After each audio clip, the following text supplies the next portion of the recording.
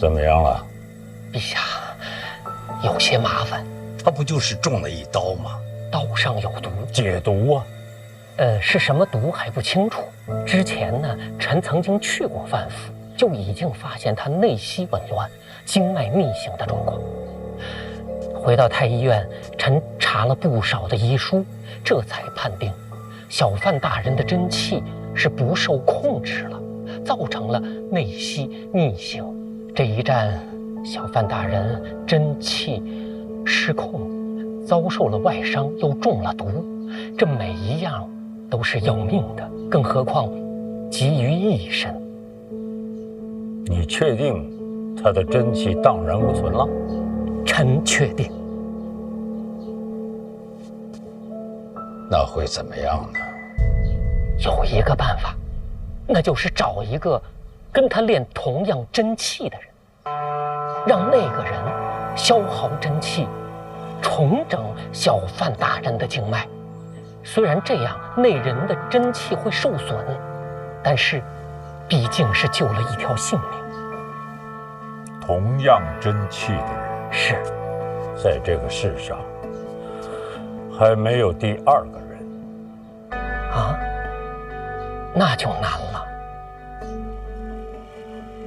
那你就陪葬吧。啊，陛下。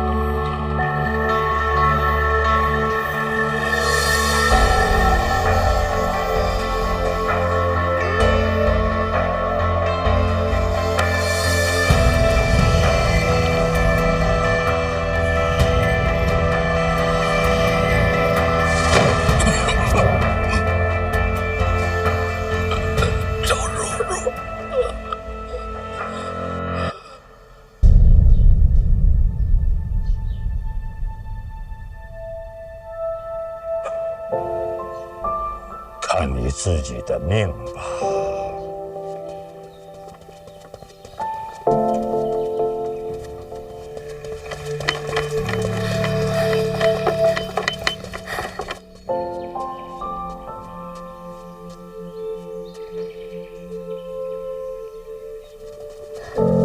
这位就是范府嫡女范若若。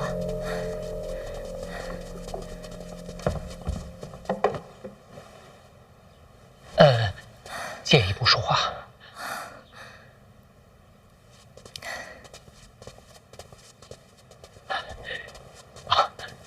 若若姑娘，你懂医术？我哥教过我。那你会解毒吗？不懂。治真气逆行呢？不会。那你怎么救他？我救不了他，能救我哥的只有他自己。我能做的只是让他醒过来。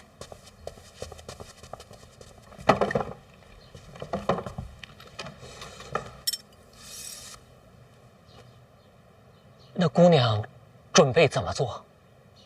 我哥跟我说过，有一个刺激神志、让人清醒的穴位。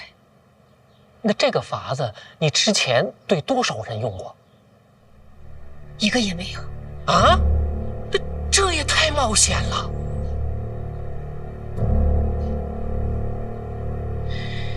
如果不用针，能醒吗？那就不要犹豫了。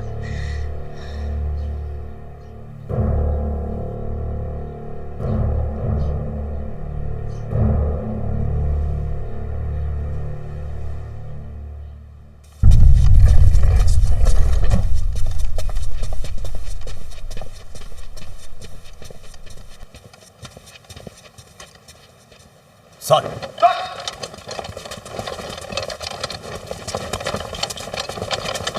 快点，快点，快点！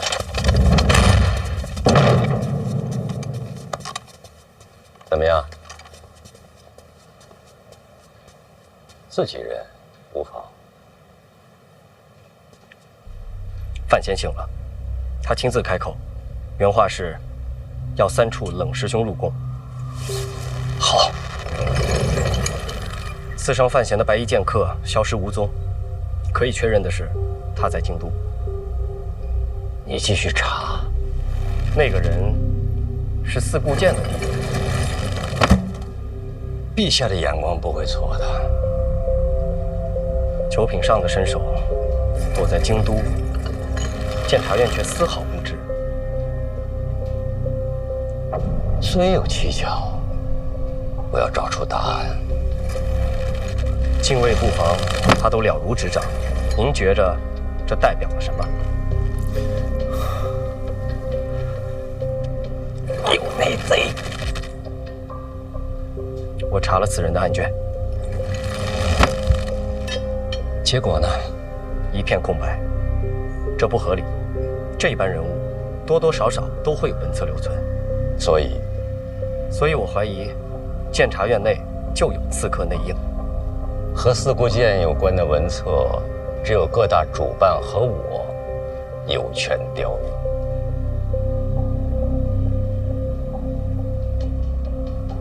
或许内应之人就是监察院主办。院长，我想暗中调查。怎么抛开了？什么人都有可能谋逆，唯独院长不会。为什么？院长心中自有大义。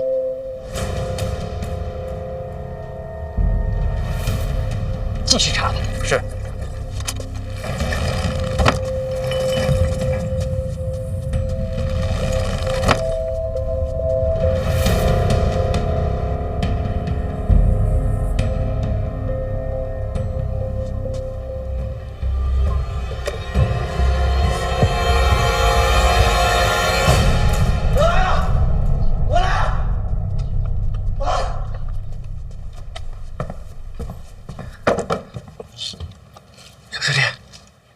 师兄今天没服毒啊？哎呦，又幸亏没服嘛，那不然耽误大事了。小师弟，你知道中的什么毒吗？知道。好，那就能解。那匕首上用的是硝石矿脉之毒，那是东一城的风格。刺客是四顾剑的弟弟。你管他谁弟弟？我先给你解毒啊。东一城啊。用毒路数虽偏，倒也难不倒咱们三处。要不然先试试。我信师兄的。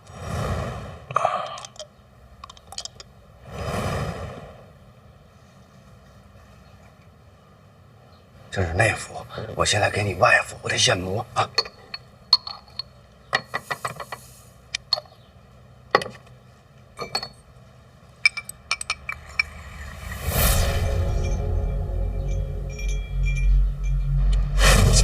并未解毒，怎么会呢？看来是毒入了肺腑了。侵入肺腑，这怎么治？其实做个手术就行。手术是什么东西？就是剖开伤口，清理肺腑。世上哪有这么解毒的？这开膛破腹，人不就死了？什么都不做，也是等死。这闻所未闻的事情，谁能胜任呢？需要一个手特别稳的人。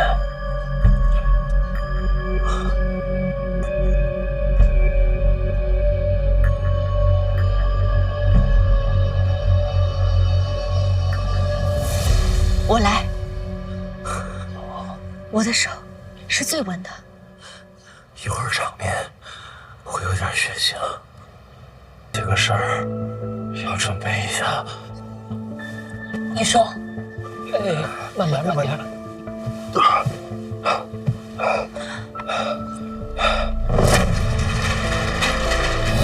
手术床啊，无影灯，什么？全面消毒。你们能不能对我好一点啊？这都要开膛破肚了，最起码打扫一下卫生吧。哦，好。这世上有种东西叫细菌。什么细菌？啊？肉眼看不见的细菌。什么细菌？别废话了，按我哥说的做。好，躺下。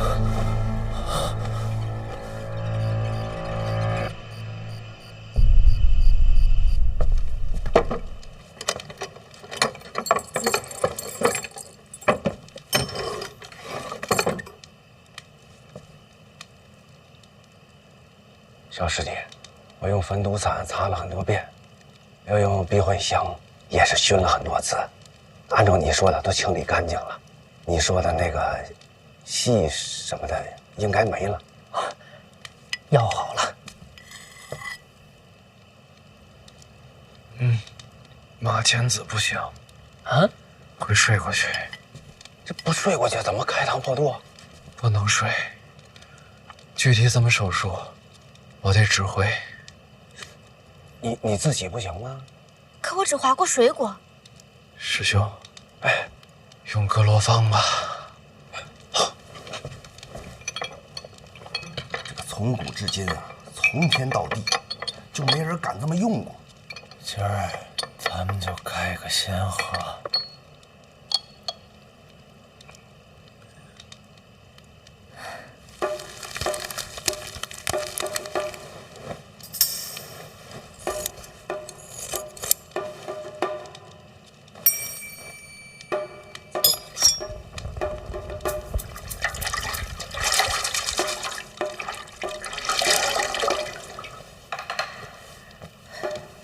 你得给若若擦汗，她才是主刀。哥，开始吧。哦，没事儿，开始吧。别紧张。小心哥，没事啊。没事儿，没事儿。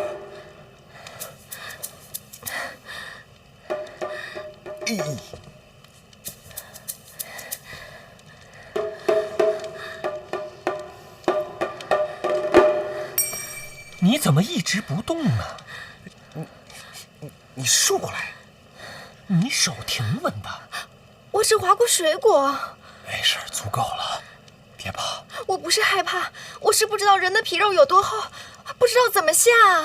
我靠，早知道给你找山猪了。这该怎么办呀？哥，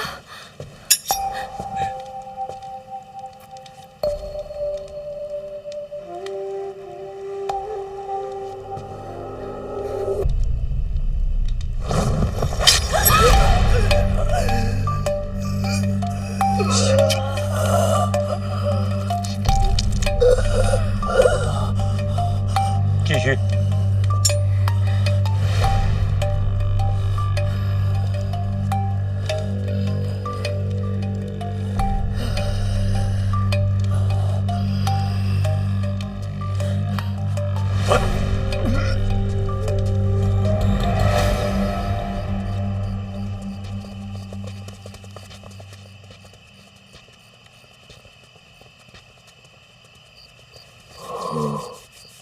他要是困，先让他回去睡吧。范闲救了他的命，他怎么能睡呢？我不困。娘，大表哥他没事吧？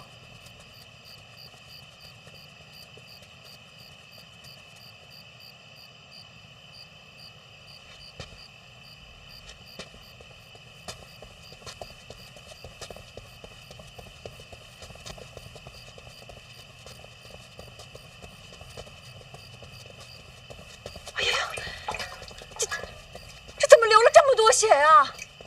吉人自有天相吧。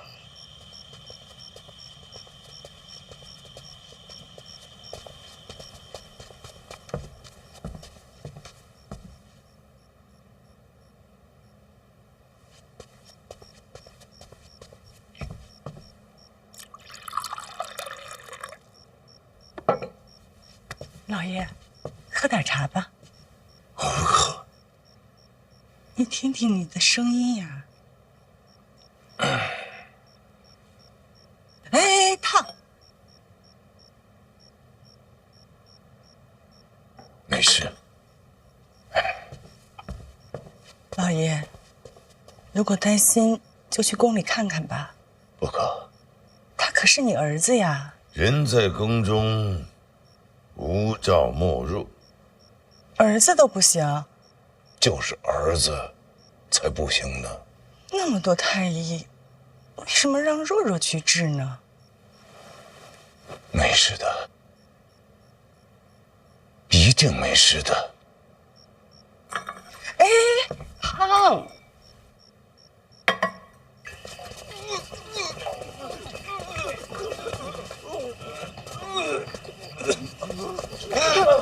这怎么了？这陛下口谕，范闲有伤，不宜打扰，请太子与诸位先回宫，他日再来。伤势如何了？已经开膛破肚了。那范闲他……小范大人在乐。乐？他都被开膛了，他乐什么？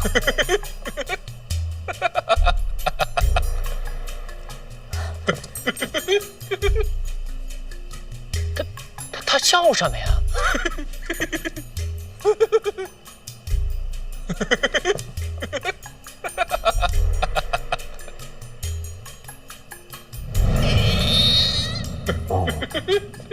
用的格罗方，那是迷药，估计是出现幻觉了。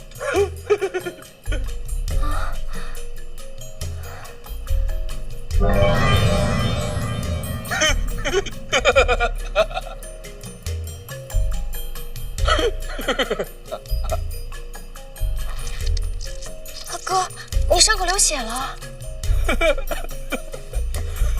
解毒，止血，然后按我教你的缝上，别紧张，哥信你。好。缝上，用什么缝？用针。那用什么线？用棉麻线？桑皮线。桑皮线怎么做？用桑树根把树皮剥掉，用内部经络做成线，缝于皮肉，最终长成一体，像这样。那具体怎么操作？先让若若用心医治，事后再详尽告知。哎呀，是我疏忽了啊！你赶紧先救人，先救人啊！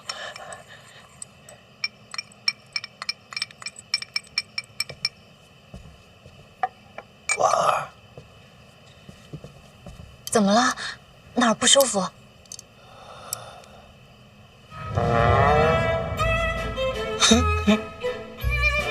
你还是原来好看啊！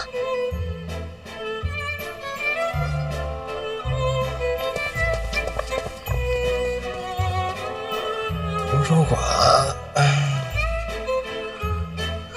冰淇淋啊！下课了，那哥们儿，你一会儿替我点个到，咱们一会儿。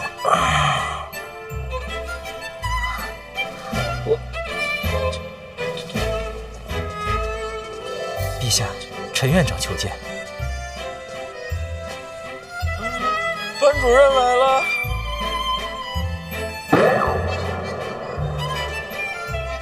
陛下，弄咋这败嘞？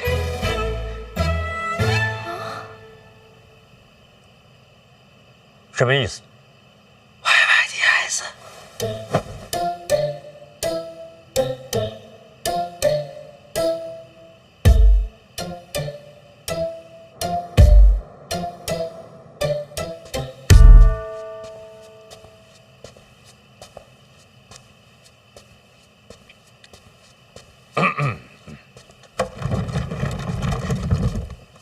陛下，3名刺客的根底已经查明。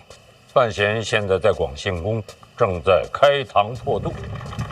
如果这个医术能够传承的话，此乃殉国之大福也。说来好生奇怪，如果没有如此重创，范闲这个本事是露不出来的。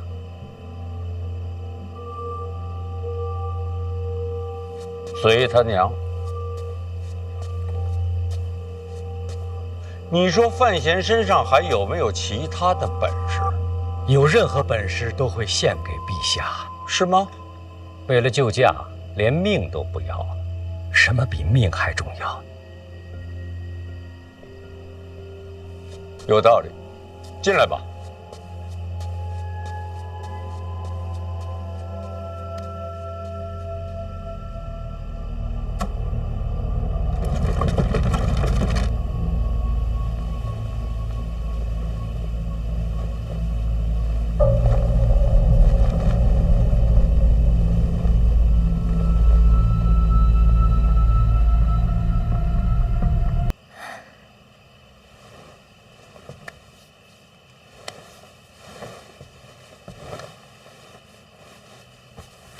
说话呀！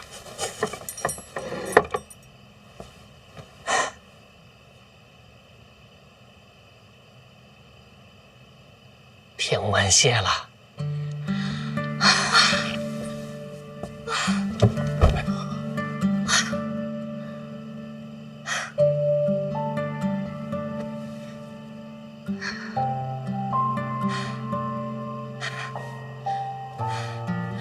没放错。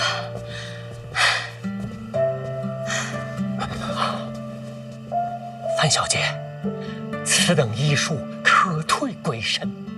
恕李某斗胆恳请范小姐看在倾国百姓的份上，传赐绝学。等哥哥醒了，我再问问他。我现在叫醒他。伤成这样了，合适吗？哎呀呀，惭愧惭愧呀！你看我这糊涂的，光想着这医术传承了。行，该收拾东西。哎呀，让我小师弟好好休息。来。哎呀，让小范大人好好休息。明天我再送汤药来。多好学呢。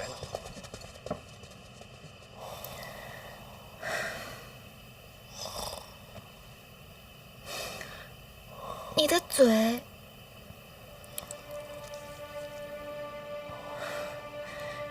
紧张，嘴唇要破了。我也是，手术都做完了，才开始后怕。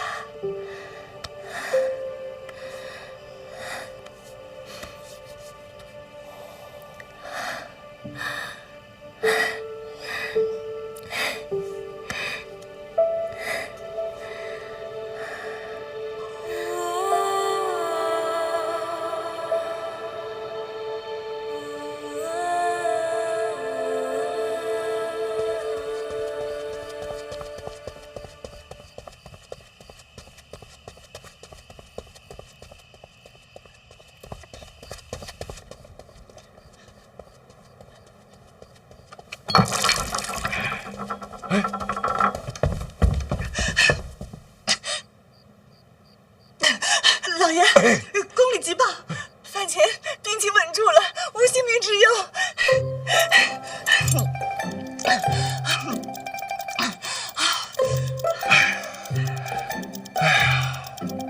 不出所料，就你心慌，早就跟你说过了，为人做事，稳字当先。哎呀，这下行了，最难的一关过去了。老爷，要不我还是去宫里看看吧，没有人照顾怎么行？若若和婉儿都去了，不多我一个。不行，这怎么又不行了呢？范闲成亲，那是对我磕的头，我就是他亲娘。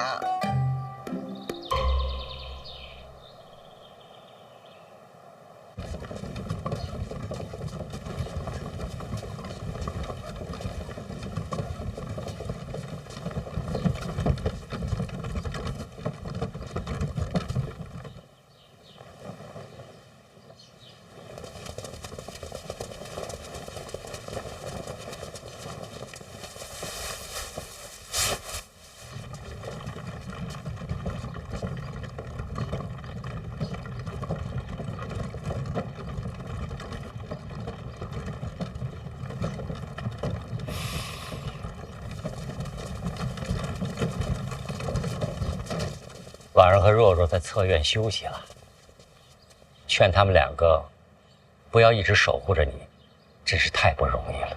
您来的真巧，我刚醒。阁楼坊药效如何啊？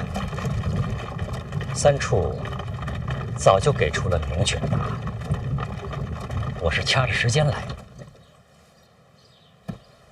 现在怎么样？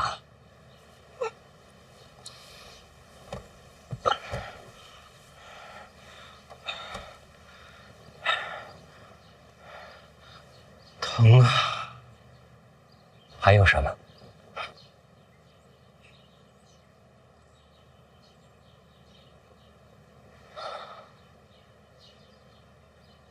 真气没了，经脉紊乱，真气离散。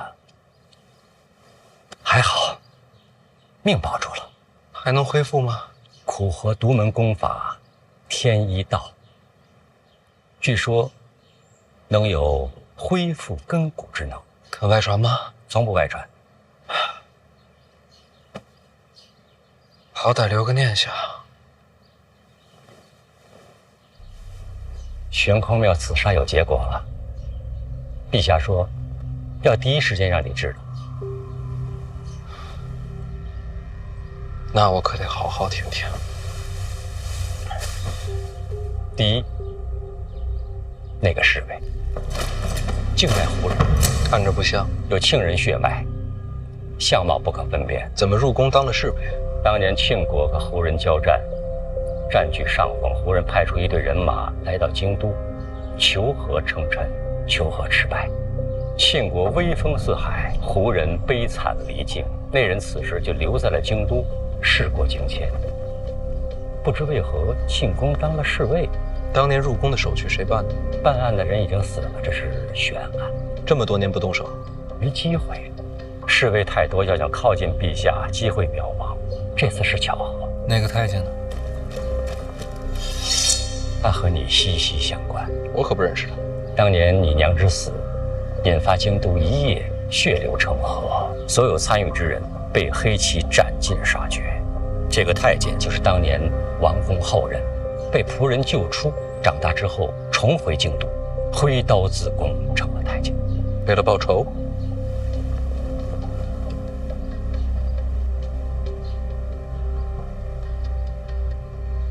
仇恨是最顽强的力量，它会在人的心里边生长，随时间茁壮，最后成为人一生唯一的主题。这话听着，怎么像是有共鸣？我只是在剖析刺客的心中所想吧。那匕首怎么藏的？3年前他就负责打扫玄公庙，那个时候就把匕首藏起来了，现在才可以得空使用。白衣剑客呢？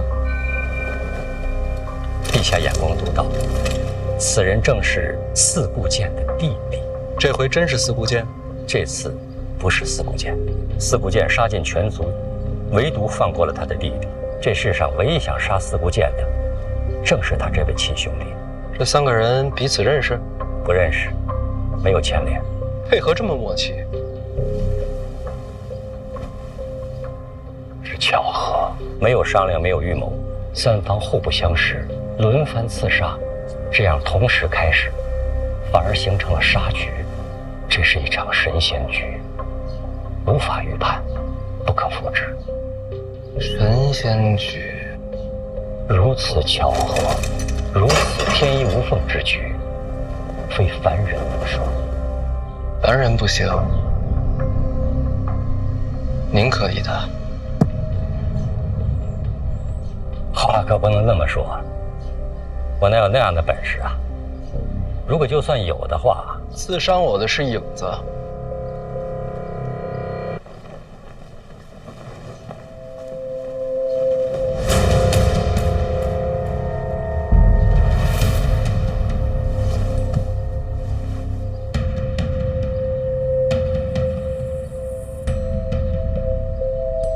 我瞧见过影子出手，他用剑时尚不好判断，弃剑之后就漏了根源。神仙局，这神仙是不是坐轮椅啊？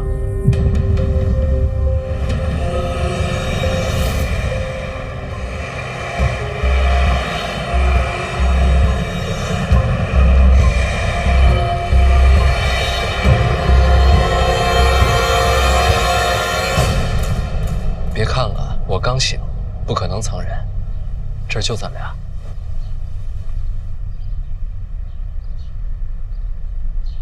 太鲁莽了，真气离散，重伤未愈。如果真是我设的局，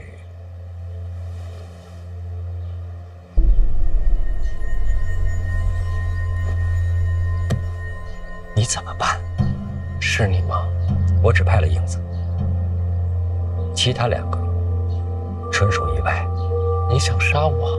不是我，影子一直想跟五竹交手，没有机会。你是他唯一的亲传弟子，也就凑合了。那一剑是个意外，你忽然之间真气全无，他没有及时收得了手，所以是个意外，对吗？绝对是意外。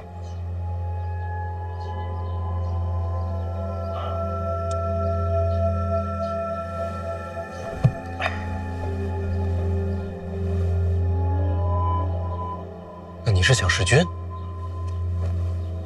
陛下对我信重，我没有理由弑君。那得问你啊，做臣子的最重要的是什么？忠诚，替陛下解忧。你让我好好理一理。刺杀陛下是替陛下解忧，咱们这陛下是活得不耐烦了？那把火还记得吧？动作快，快快救火！快点，动作快！3个刺客都可以找到出处，唯有那把火，检察院全体出动，没有找到任何踪迹。更有趣的是，结果报上去之后，陛下没有深问，轻轻放过。火是陛下放的，陛下落子，从无嫌弃。那把火不够，所以才有了影子那一剑。什么叫不够？这又是放火又是行刺，究竟想要什么结果？悬空庙谋杀，震惊朝野。这件事情总要有人担责，这就是结果。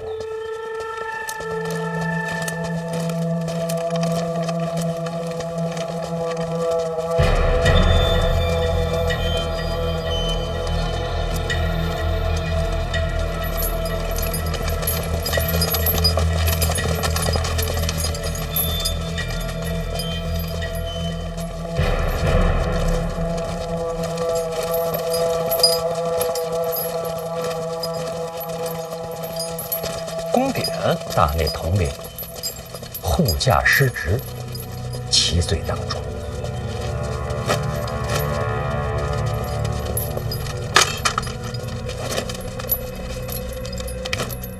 陛下保重，臣告退了。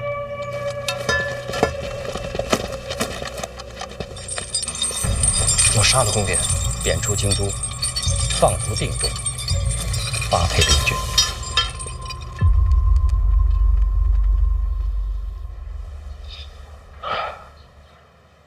我就不明白了，这么大个阵仗，就为了一个宫典？他是叶仲的师弟，叶仲连上8篇奏折请罪，结果跟宫典一样，昨夜已经放逐定州，发配边郡。叶家垮了，这就是陛下想要的？不对啊，这叶流云也是叶家人，陛下何必得罪大宗师？陛下怎么想的，只有他自己知道吧。最后一个问题，四姑见的弟弟就是影子的事儿，陛下知道吗？不知道，以下之抓捕。那这和行刺有何区别？为了陛下真正的利益，我不介意让陛下受到惊吓。这话听着可不像忠臣。结果最重要。要是那一剑刺中了呢？陛下不会死。没有人真正了解陛下的底牌。我该不该把影子的身份告诉陛下？可以不说。那你就不该承认。你刚才说刺客就是影子，这件事应该埋在心里，不应该问我。是。如果真是你布的局，我问出口就已经死了。那你为什么还要问？如果是别人，我就不问了。若是别人，我也不会答。悬空庙刺杀之局，真相就是这样。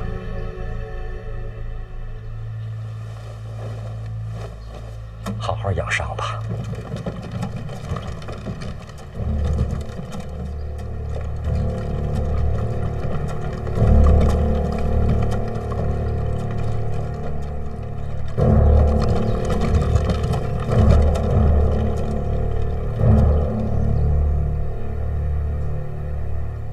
陈萍萍都跟你说了些什么？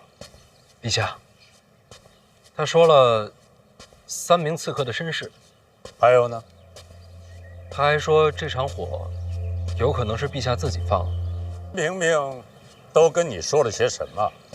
陛下，他说了3名刺客的身世，还有呢？他还说这场火有可能是陛下自己放的。哼，这个老东西。还说什么？还说陛下这么做是想赶走叶家。与叶家无关，但是与叶家的一个人有关。叶流云。叶流云在江南，听说是云游天下。朕给他下了12道密旨，让他回京都，他居然置若罔闻，抗旨。对，抗旨。知道为什么？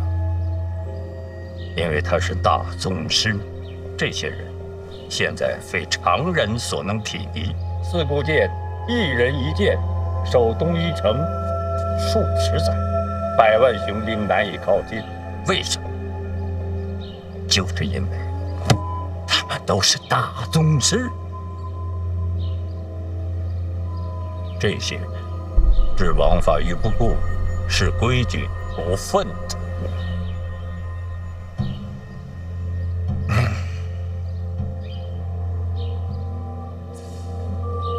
你说他们还是人吗？是战略性武器。错，武器没有喜怒哀乐，可能束缚他们的也只有人性了。这些所谓的大宗师，其实是这世上的顽疾。那您还赶走叶家？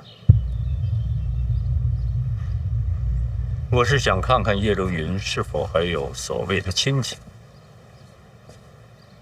那他要是真急了，怎么收场？他叶家还有人在京都啊。叶灵儿。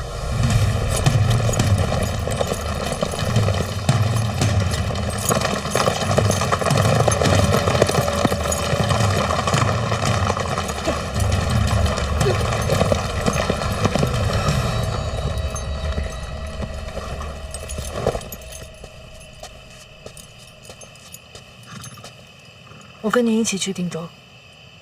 灵儿，爹，对不起你。把你留在京都，并不是为了保护你。知道爹为什么去定州吗？守备失职。那是责罚，所以，我们叶家必须有一个人留在京都。你，就是爹选出来的质子。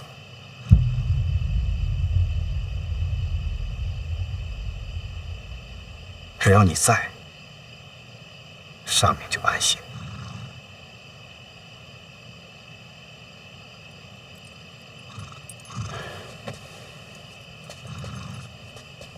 莲儿，对不起，爹，只能选一个了。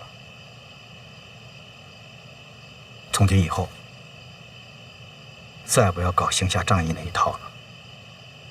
记住，在京都，没爹的孩子，最好什么都别做。我明白。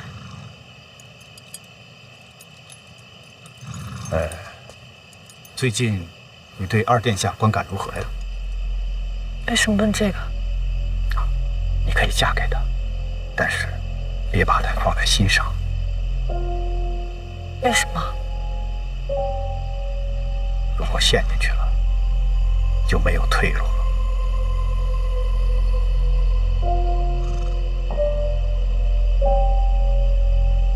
我懂了，我就是叶家的退路。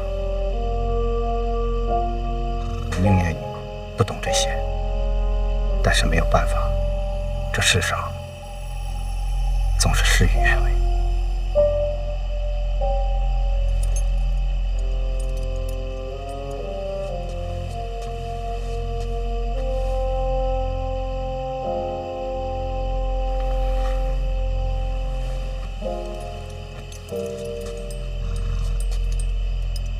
谁都别恨，好好活着，我的女儿。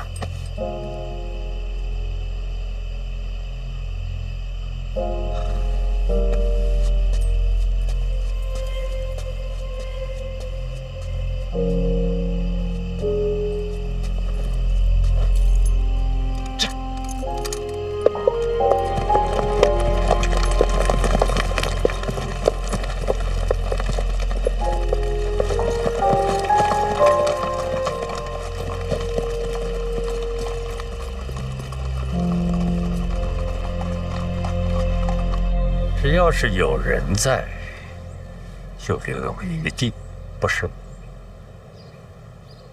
叶灵儿之所以留在京都，是因为和老二的婚约。您从赐婚那天就想到今天了，为什么告诉我这些啊？降空庙朕腹背受敌，你放下了朕，去救老三是为什么？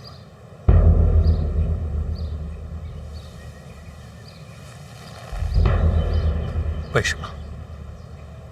当时那一剑，臣要是不挡，三殿下可必死。那在你的眼里，朕的命还不如老三。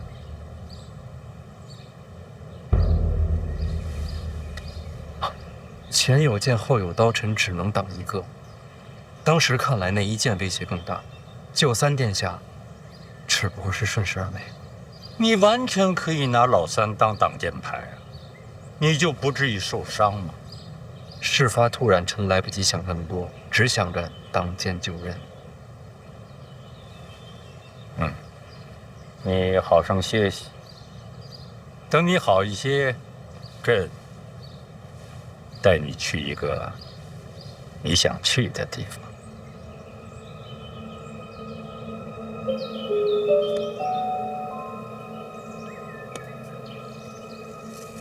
在信阳，我就在想，怎么突然要给你赐婚？原来是把你当做皇族和叶家的天头了。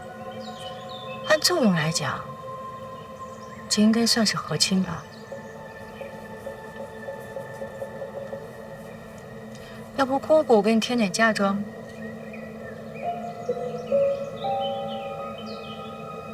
姑姑，咱们是同盟。你都一败涂地了，我跟个废物同什么盟？您现在不还住在我这儿呢？你杀了我，出口恶气。哟，咱们可不能真疯。想想你自己，婚约便是盟约，叶家被贬，你也会被拖下水。他们一天不回京都，你中皇位的前景就一片暗淡。不过还有一条路可以走。还有路吗？有啊，杀了叶灵儿，斩断与叶家一切的关系，和他们一刀两断。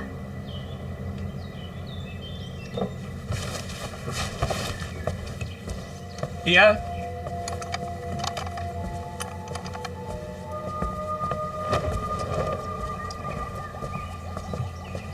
去趟叶家，转告叶灵儿，婚约继承，休戚与共，终有一日我会让他叶家重返京都。姑姑啊，我觉得雪中送炭好过锦上添花，况且此刻叶家需要依靠。你杀了叶灵儿，岂不更干净？不然叶家出事儿，你也跟着完蛋。叶流云还在，叶家不会垮。好吧，无聊。劳烦问一句了，姑姑，方才您是真的想帮我吗？我就是想看血流成河。那让姑姑失望了。我现在就启程回信阳。这么突然？无戏可看，待着干嘛？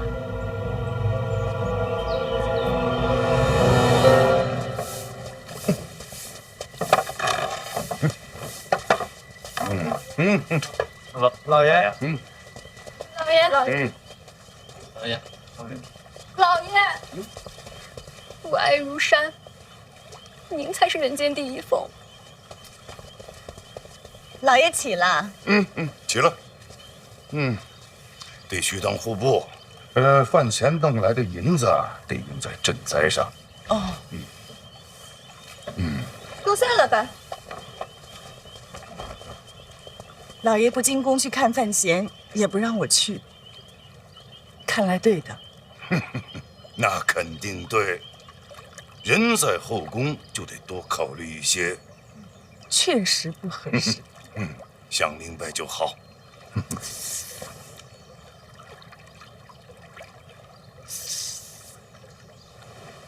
怎么了？是头发乱了？这发冠换个颜色吧。什么颜色不颜色的？怎么我打了一个盹起来，都如此的古怪？什么情况啊？我们都听说了。听说什么了？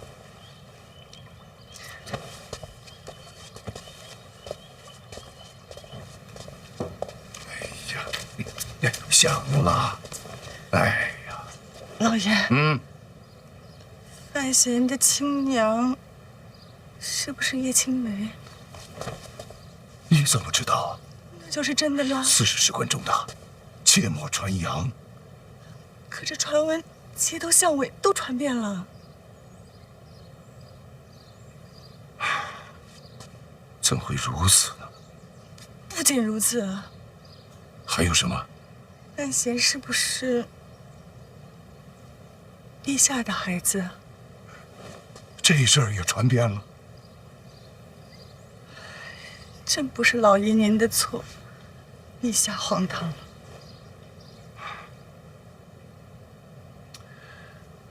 府内交代下去，以后再听到这类传闻，全当谣言处理。那当然，实在不行，我做人证，大不了说范闲是我伤的。你这都什么乱七八糟的呀？老爷，发冠还是换个颜色吧。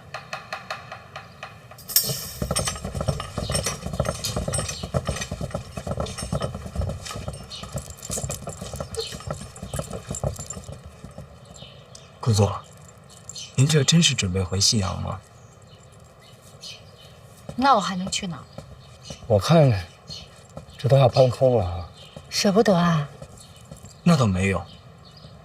姑姑，这名册与账本本身就是我们共有的，里面的内容但凡泄露一点，与敌国走私这罪名都算是轻的了。姑姑会害自己吗？那当然不会，安全第一嘛。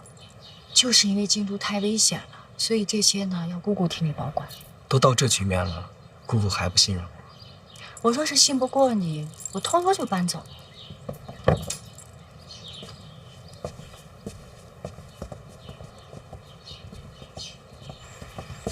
哎，等一下，这两本我要留着。殿下，我有要事禀报。姑姑慢走，姑姑常来，我还有事儿，不送了。等一下。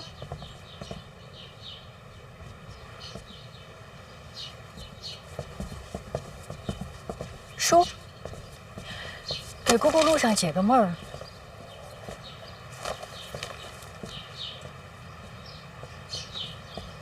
说，殿下不太对，城内传闻四起。什么传闻？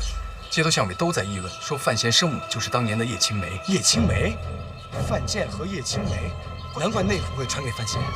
不是范建，范闲是陛下的儿子。这种街头传闻你也敢信？这消息传遍街头，监察院没解释没阻拦。若是假的，早该抓人了。殿下，没反应就是真的。难怪我早说过我们像。都给我停下！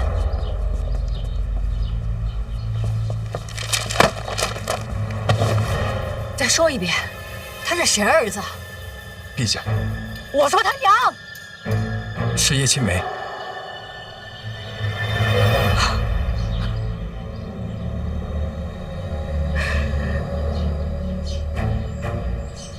你跟我进来。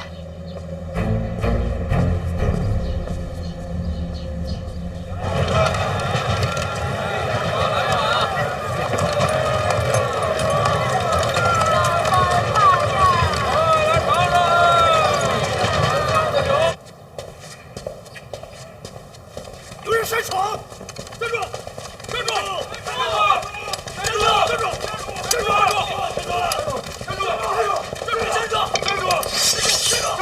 站住！站住！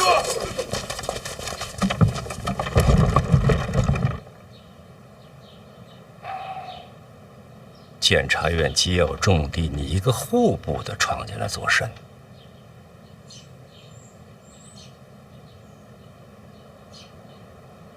收了吧。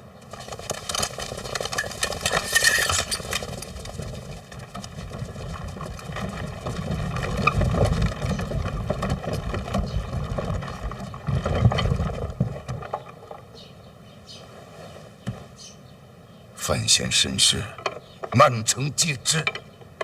我知道，你知道有什么用？如何收场？还有，这消息一夜之间传遍京都，动作之快，匪夷所思。得查，除了监察院，还有谁能做到这？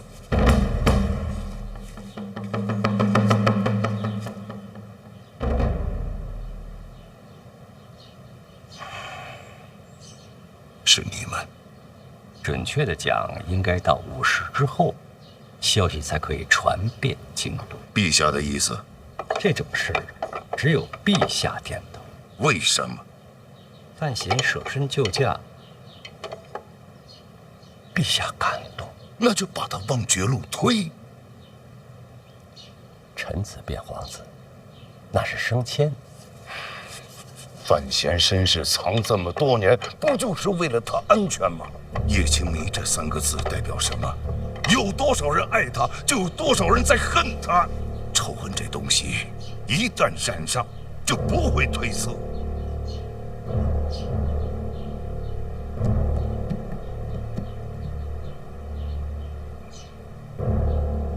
我知道。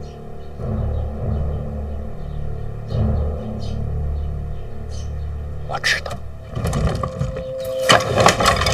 我要他死！公主，冷静。我很冷静。叶青梅的儿子必须要死，怪不得要把内姑交给他，这是要物归原主呀。以范闲如今的身份，在京都，我依旧是陛下手中的利刃。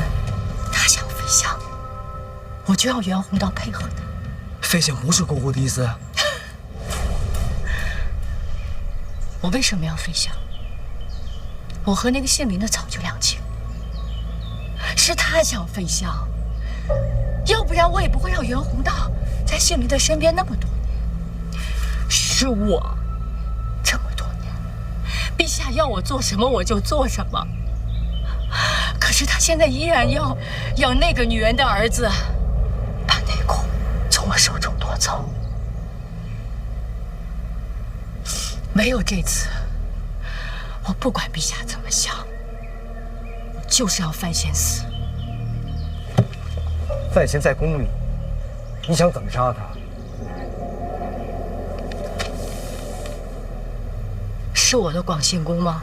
是啊。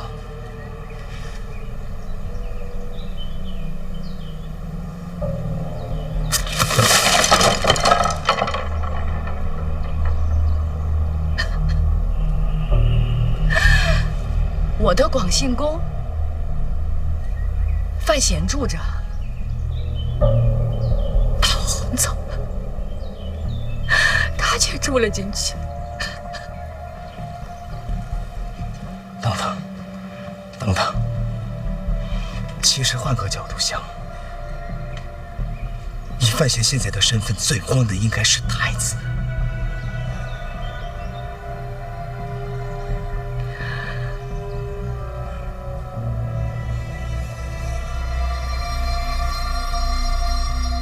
你要他死？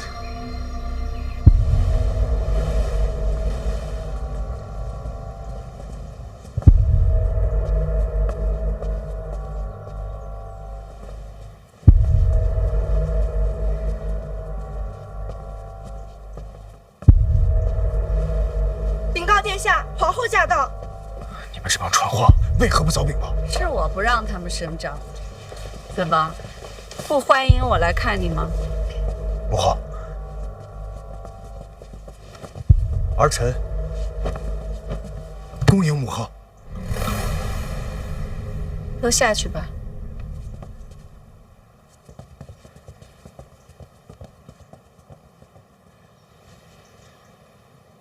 哎，别关门，母后怕黑。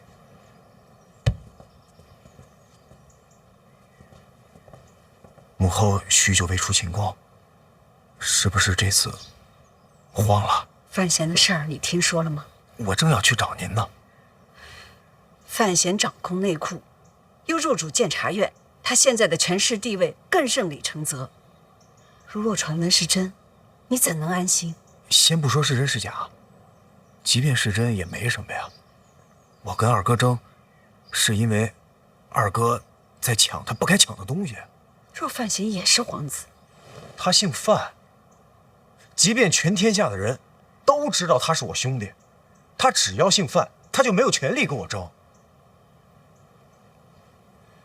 私生血脉不入宗室，母后，就他的血脉，最多只能算内库和监察院的大权，不能落入旁人之手。那我更应该跟他一路了呀。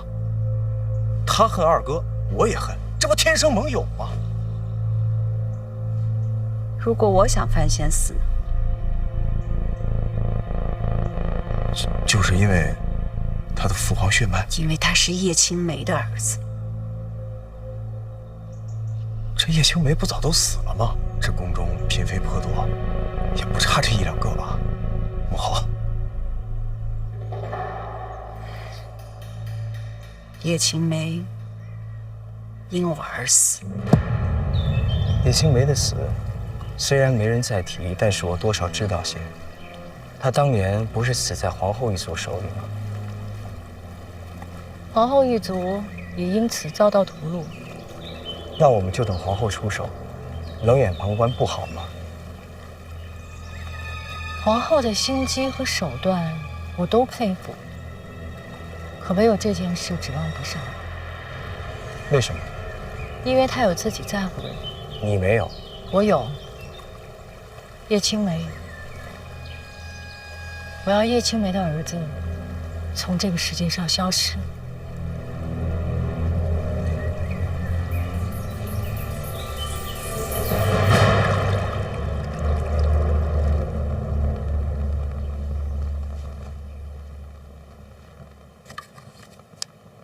也就是说，杀叶青梅是您的族人所为，并非您亲自杀她。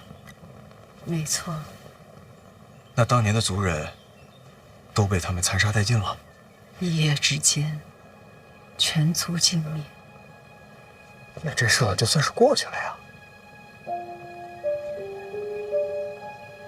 过去了。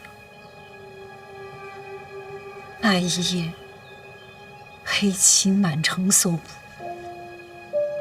甚至杀进皇宫，闯入寝殿。我想拦着，但是没用。他们在我面前撞翻灯火，让宫女遮住我的双眼，只有至亲临死的哀嚎在我耳边回响。灯火俱灭，如云遮月，哪怕天那么黑，哪怕我的双眼被遮，但我还是看得见，全都是血，到处都是血。你觉得这些都过去了吗？那杀他，不是您亲自下的命令吗？重要吗？那这事儿就等于跟您没关系啊。对了，知道这件事的人应该不多吧？很少。那就更安全了。行凶者死了，往事烟消云散，那我完全可以跟范闲同仇敌忾，一起对付二哥了。凶手已死，烟消云散，可他们是我的家人，也是你的家人。可若是范闲发现了此事，和我反目成仇了怎么办呢？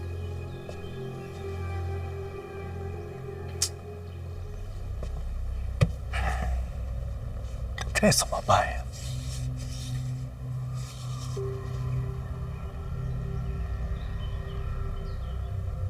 母后，要不然您去跟范闲认个错。您看啊，这件事情已经过去那么久了，而且行凶者已经付出了生命，那既不是您杀的人，又不是您下的令。如果我们那摊开了，给范闲认个错，这事儿不就等于过去了吗？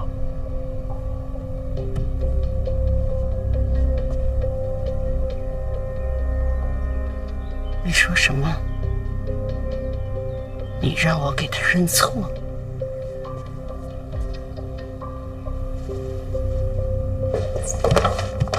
好，儿臣知罪。死了那么多家人，儿臣也是悲痛万分的。那二哥虎视眈眈的，正盯着儿臣。太子之位摇摇欲坠，我找范闲，让他助我一臂之力，我也是走投无路了。母后，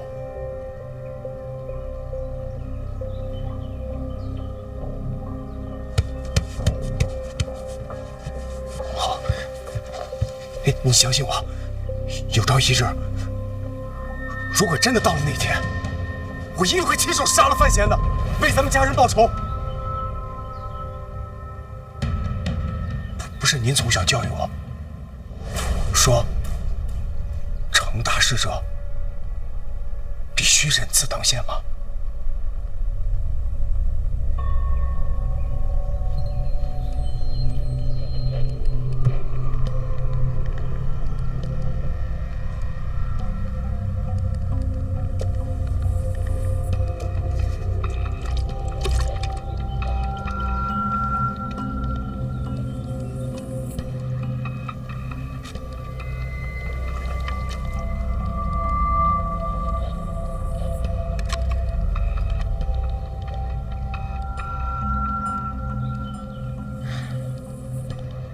你说的全对，我很欣慰。原来你才是最像他的那一个。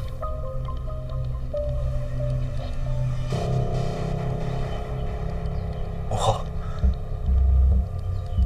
儿臣这些话也只能讲与您听，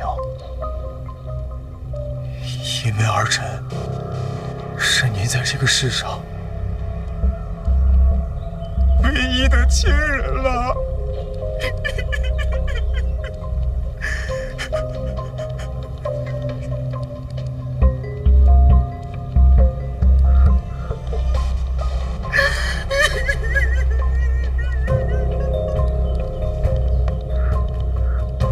好，你想要的都如你愿。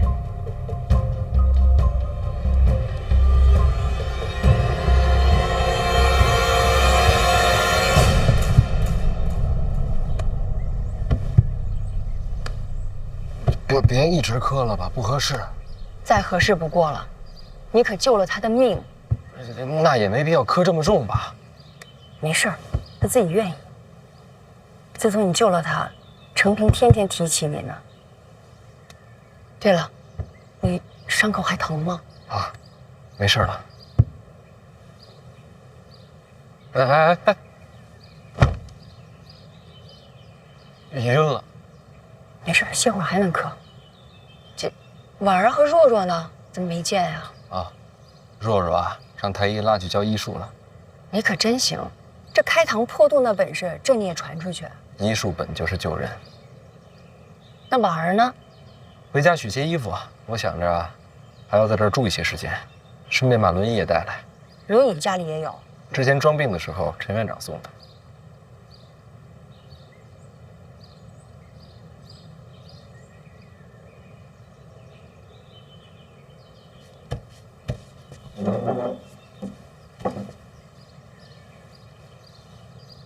传闻是真的？我不知道。若是真的，那程平跟你的关系就更近了一些。我真不知道。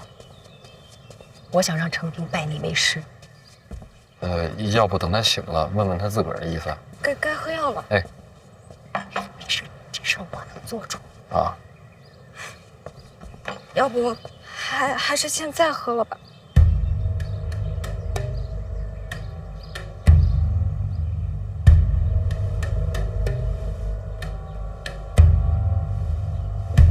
干嘛非得下毒啊？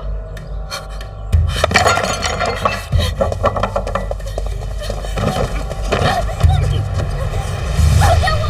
放开！小白大人，这宫里怎么还能下毒呢？这……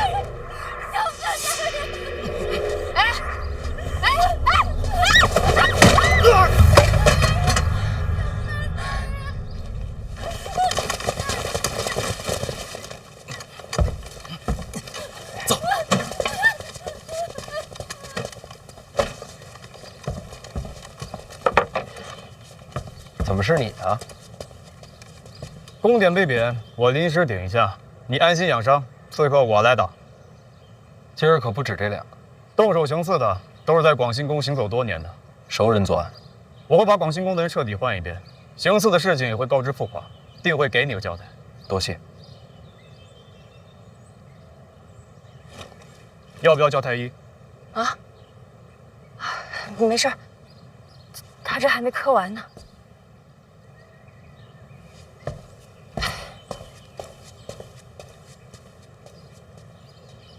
我这边的情况您也看见了，三殿下跟我走的先，会更危险。你看啊，现在这朝堂上上下下，唯一能保护他的就只有你了。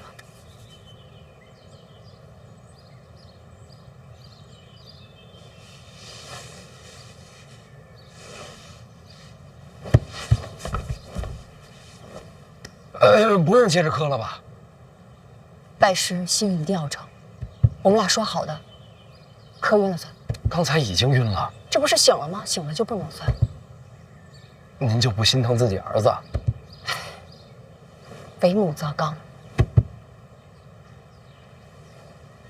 再使点劲儿，我没听见响。陛下口谕，京都的人太多了，鱼龙混杂，是该筛一筛了。麻烦一问，怎么个筛法？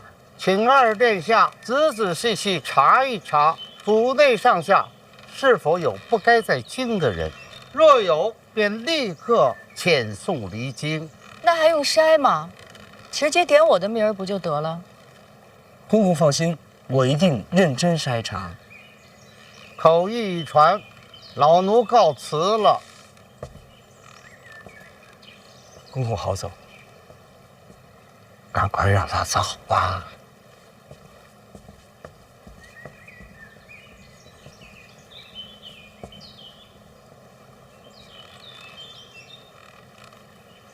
公公，杀范闲可不是儿戏啊！不是我杀的。广兴宫动手那些都是跟随你多年的，虽然审完都说自发，没人信啊。我会蠢到用那些宫女太监吗？再说我知道范闲是学毒的，我还对他用毒。那会是谁？我是疯，又不是蠢。你意思是皇后指使的？这事儿不对啊！皇后杀人怎么如此儿戏？不好猜，我也懒得猜。姑姑，如今陛下逼你回信阳，打算如何应对啊？范闲要接手内库，必须要掌控3大坊，他一定会去江南。京都不好动手，可江南是个好地方。也不好说，虽然没了武功，身边护卫也不会少。叶流云在江南，怎么？大宗师会帮姑姑杀人？你猜？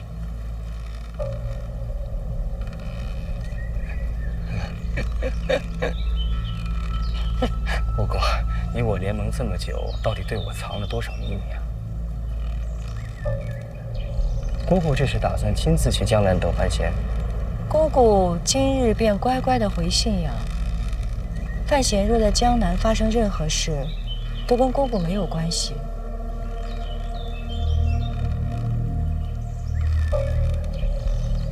你好自为之吧，我今日便离京。那就不送了。我也再试试，如果能够在京都杀范闲，就不辛苦姑姑了。怎么杀？你要进宫？我也不蠢。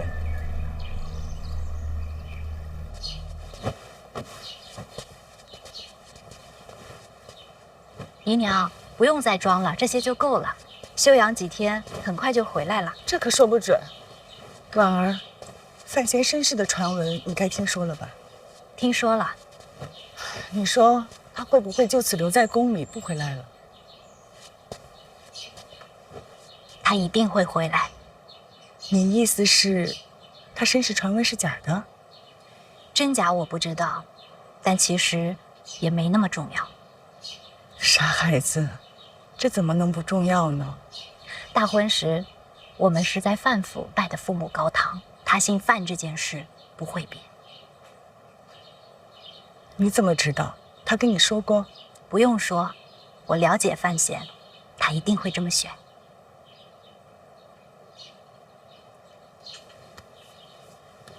这孩子运气真好，能娶到你。是我运气好，才能遇见他。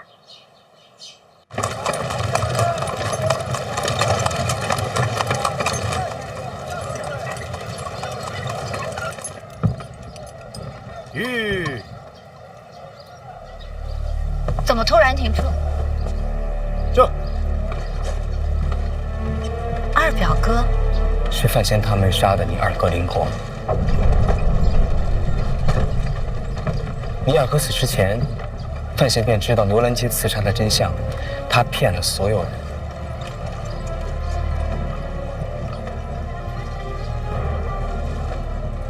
请下车。灵儿也知道。你若不信，可以叫灵儿来当面对质，便知真假。你何时知道的消息？有段时间了。大婚之前你却不说，受人之托，况且那时候说没有任何用。你只不过是想借刀杀人罢了。至亲之仇，你不报吗？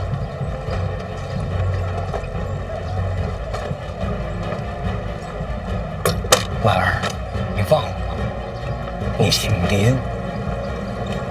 停车！吁！